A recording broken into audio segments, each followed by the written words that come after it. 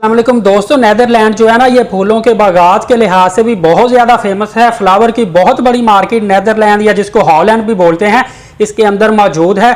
लेकिन कोविड 2020 के बाद जो है ना ये मार्केट बिल्कुल डाउन हो चुकी है, क्योंकि काफ़ी लोग जो काम छोड़ के अपने कंट्रीज में वापस चले गए थे, फिर टूरिज्म नहीं इनके कंट्री में हुई, विजिटर बहुत ज़्यादा कम आए थे। वैसे भी इन्होंने कोविड की रिस्ट्रिक्शंस की वजह से जो सैंक्शन लगी हुई थी इसकी वजह से इन्होंने वीज़े बिल्कुल बंद कर दिए थे।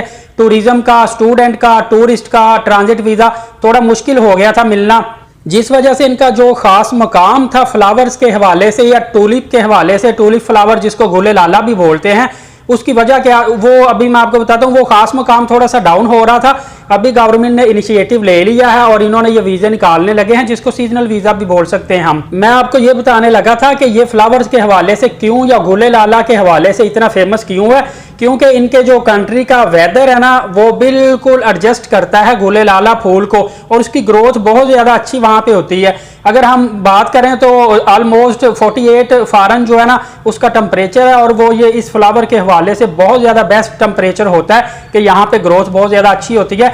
यही वजह है कि Holland is the one of the best country in concern of flower. तो अभी गवर्नमेंट ने सीजनल वीज़ों का ऐलान किया है। अभी मैं आपको यहीं पे बताता चलूँ, ओपन अभी नहीं होने वाले हैं। और इन वीज़ों में ये क्या करेंगे कि जितना एग्रीकल्चर का, फ्लावरिंग का, गार्डन का काम होगा और शॉप्स वगैरह पे जो इन्होंने रखे हुए थे लोग, मैन पावर जो रखी हुई थी वो सारी डाउन हो गई थी। अभी उनको दोबारा फिर वीज़ा देने वाले हैं। अगरचे हॉलैंड का वीज़ा काफ़ी ज़्यादा मुश्किल है, लेकिन इस वक्त सीजनल वीज़ा, विजिट वीज़ा और स्टूडेंट वीज़ा, ये तीनों वीज़े आपको बआसानी मिल जाते हैं। लेकिन उस पर एक बात का ख्याल रखिए कि अगर हॉलैंड के अंदर आपका कोई लिंक है या आप राब्ता रखें, और वो दोस्त जो है ना वो ये फ्लावर ऑनर जो होते हैं या जो मालकान कह ले या कंपनी ऑनर जो हैं, उनसे राब्ता करके आपका वीज़ा निकलवा सकते हैं। आप वैसे नहीं अप्लाई कर सकते किसी, मतलब कि आप अप्लाई करें डायरेक्टली तो वहाँ से आपका वीज़ा मिल जाए या एम्बेसी में बात करें, ऐसा पॉसिबल नहीं होगा। अलबत्ता विजिट वीज़े के लिए पॉसिबल है कि आप ओनली 8 से 10 लाख की 3 माह के अंदर बैंक स्टेटमेंट तैयार कर लें और उसके अंदर प्रॉपर मैनेज हो आपका अकाउंट, तो क्लोजिंग बैलेंस 8 से 10 लाख होगा तो विजिट वीज़ा आपको बआसानी उसमें मिल जाएगा। आपको डॉक्यूमेंट्स आपको रेडी करने पड़ेंगे। सारे डॉक्यूमेंट्स आप गूगल भी कर सकते हैं, अदरवाइज मैं अपनी काफ़ी ज़्यादा वीडियो में बता देता हूँ। यूरोपीय यूनियन के डॉक्यूमेंट्स ऑलमोस्ट सेम होते हैं, शेंगन कंट्री के ऑलमोस्ट सेम। हाँ, यूरोपीय यूनियन का ये पार्ट है। यूरोपीय यूनियन का मेंबर होने की वजह से आप नेदरलैंड के अंदर रहते हुए किसी भी कंट्री में जा सकते हैं, किसी भी कंट्री में जॉब कर सकते हैं यूरोपीय यूनियन की कंट्रीज़ में, और उसके साथ साथ आप किसी भी और कंट्री का पासपोर्ट हासिल कर सकते हैं, वर्क कर सकते हैं, बिजनेस कर सकते हैं।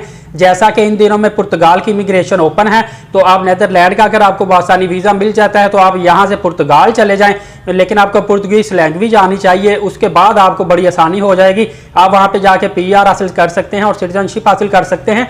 जहाँ तक PR सिटीजनशिप की बात है, आप नेदरलैंड के अंदर रहते हुए भी फर्स्ट 5 ईयर्स के अंदर आप PR हासिल कर सकते हैं और नेक्स्ट 5 ईयर्स के अंदर अंदर आप इसकी सिटीजनशिप हासिल कर सकते हैं। मतलब आपको 10 ईयर्स टोटल लगेंगे to get the citizenship of Netherland which is the member of यूरोपीय यूनियन। यहाँ पे मैं एक और बात बताता चलूँ कि नेदरलैंड के अंदर वीज़े क्यों बहुत ज़्यादा कम ओपन होते हैं।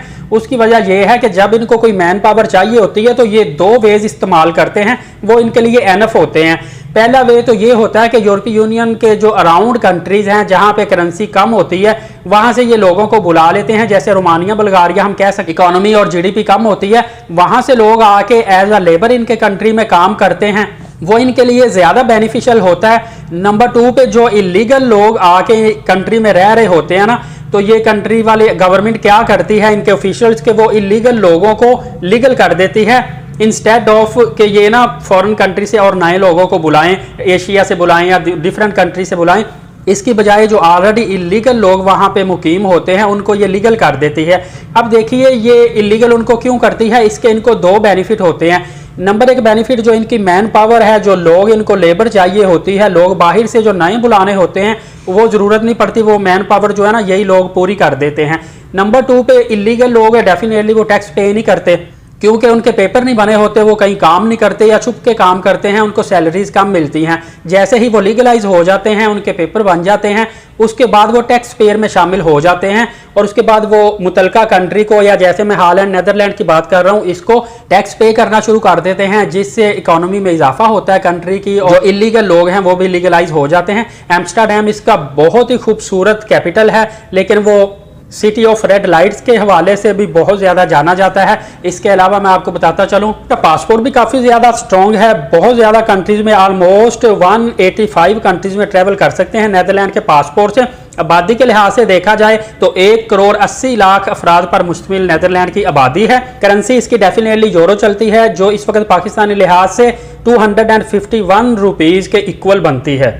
लैंग्वेज इसमें डच चलती है। इसके अलावा बेल्जियम और एक सूरीनेम इसका छोटा सा कंट्री है, वहाँ पे भी यही लैंग्वेज इस्तेमाल होती है।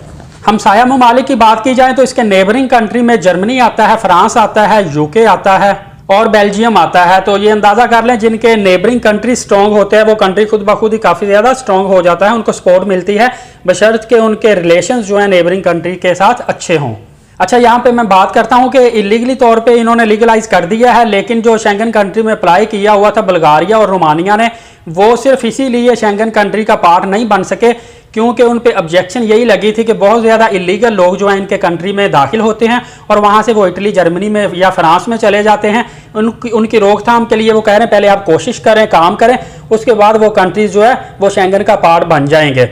तो इसीलिए इलीगल लोगों की रोकथाम के लिए दो ही तरीके होते हैं, या उनको लीगलाइज कर दें, उससे आपके कंट्री का भी फायदा होता है क्योंकि रूल्स इस तरह के बनाए हुए हैं कंट्रीज ने कि वो टैक्स पे करें और मेन पावर जो है उसको वो फुलफिल करें, और इसके अलावा यही होता है कि इलीगल लोगों को आने से रोक दिया जाए। तो ये काफ़ी ज़्यादा मालूमात जो है आउट ऑफ द वे जाके मैं आपको सिर्फ इसीलिए देता हूँ कि जब आप अप्लाई करते हैं, एम्बेसडर आपसे क्वेश्चन आंसर करता है, तो आपको एटलीस्ट उस कंट्री के बारे में कुछ ना कुछ इन्फॉर्मेशन तो हो जो आप बता सकें आगे एम्बेसडर को। सिर्फ मालूमात देने का, आपको एक्स्ट्रा मालूमात इन्फॉर्म करने का यही मतलब होता है। अदरवाइज इस तरह की मालूमात कोई चैनल आपको जल्दी नहीं बताता, बस टू द पॉइंट बात करते हैं। मेरी वीडियो अच्छी लगे, मालूमात में इजाफा हुआ हो तो मेरे चैनल को लाजमी सब्सक्राइब कर दीजिएगा, वीडियो को लाइक और शेयर भी कर दें। अगर आपने सब्सक्राइब किया हुआ है तो मैं आपका तहे दिल से बहुत ज़्यादा शुक्रगुजार हूँ। नोटिफिकेशन ऑन रखें, हर मेरी वीडियो देखा करें और दूसरों को भी शेयर किया करें। इजाज़त दीजिए, आप देख रहे हैं एलीट साकिब यूट्यूब चैनल और एलीट साकिब फेसबुक पेज। बहुत शुक्रिया, अल्लाह हाफिज़।